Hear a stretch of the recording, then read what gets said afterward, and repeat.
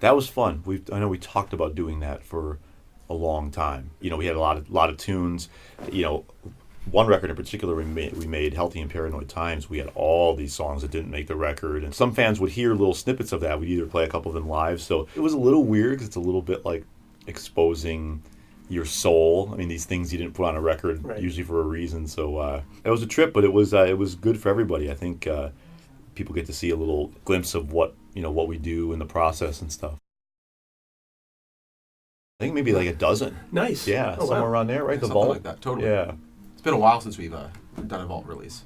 Yeah, we kind of got busy and it sort of fizzled out, but there's more for Started sure. coming out with new material. Yeah, you know. yeah. Definitely not all in one place, and I think we stumbled upon a good process this time. The band lives in separate locations. Rain and I are in Los Angeles. Duncan and Jason are here in Toronto.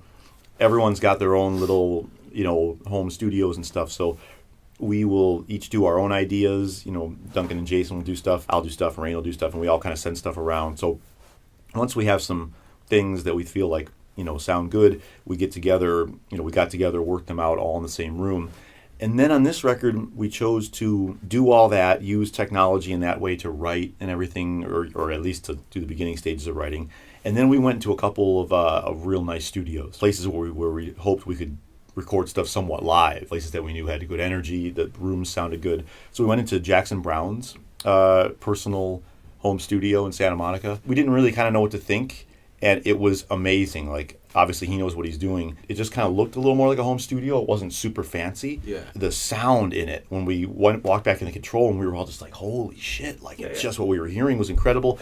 And it's interesting, someone like him, like the sight lines, like everyone could see each other really well, so it felt like Rain was in a different room, but it felt like we were all in the same room. Totally. So I think, honestly, not just saying it, the way that studio sounded and the energy, that like sort of set like a blueprint. We were like, wow, let's try to record a lot of this record live. So we did a few songs there, and then we went into East West Studios in Hollywood, which is a studio that's been around forever.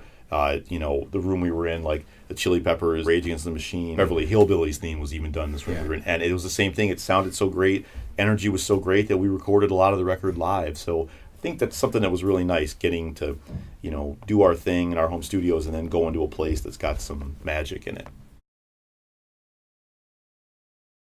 A lot of them weren't fully fleshed even when we got to the studio. We have a tendency to have basically verses and choruses written.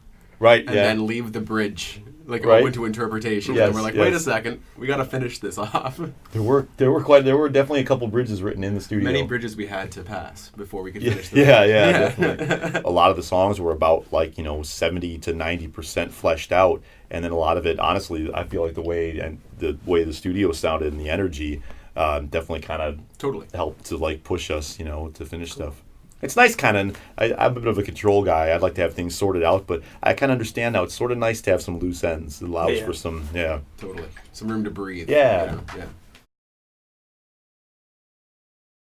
Man, I feel like he's such a great guy for us. In general, such an inspiring guy to be around. He is just one of these guys that lives, eats, sleeps, breathes music. Yeah. And it's just constant with him. And he just pushes us sonically, artistically. Oh, what about this? Oh man, I don't know. Well, why not?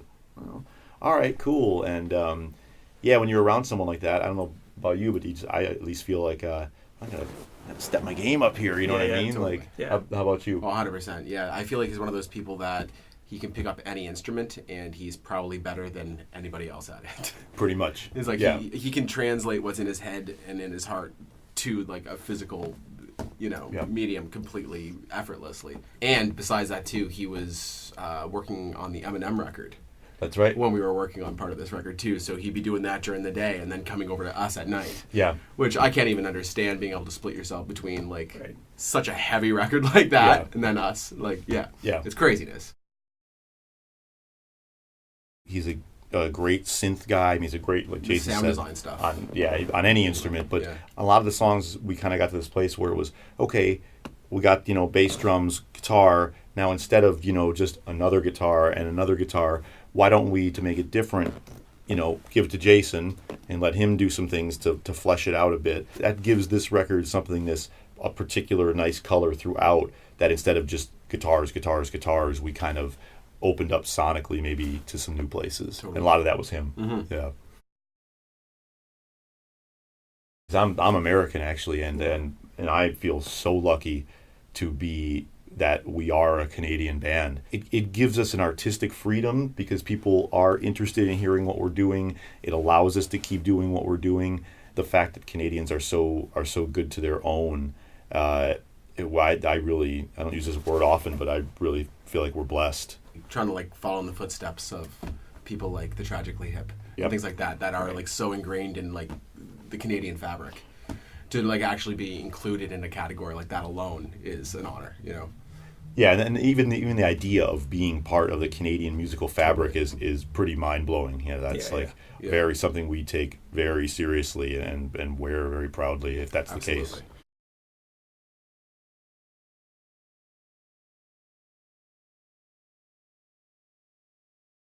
Well, I know we're doing. Is it $1 from each ticket? Each ticket, yep. That is being Yep. donated That into plus it. one is going towards, yeah. Yeah. I know Rain's really into it because they're very much like a grassroots initiative that you can see where the money's going. It's actually going directly to the foundation, and that's a rarity, you know, Yep. in this world. I think it's amazing that it's set up that we're actually contributing like that. You know? Yeah. It's awesome, and it's Yeah. because a lot of it's for real. I feel like when you because not only from the tour, but also we're doing a pledge campaign where a percentage of the pledge any proceeds from that, a percentage of them are going to that, and it's real. I know I can be kind of critical personally about a lot of charities because I feel like a lot of them just seem like they're band-aids Totally. rather than getting to the cause. And to me, War Child very much is like it's trying to get to the cause. So that's something I personally am really proud to be part of. Totally. Yeah, I feel really good about. 100%. Awesome.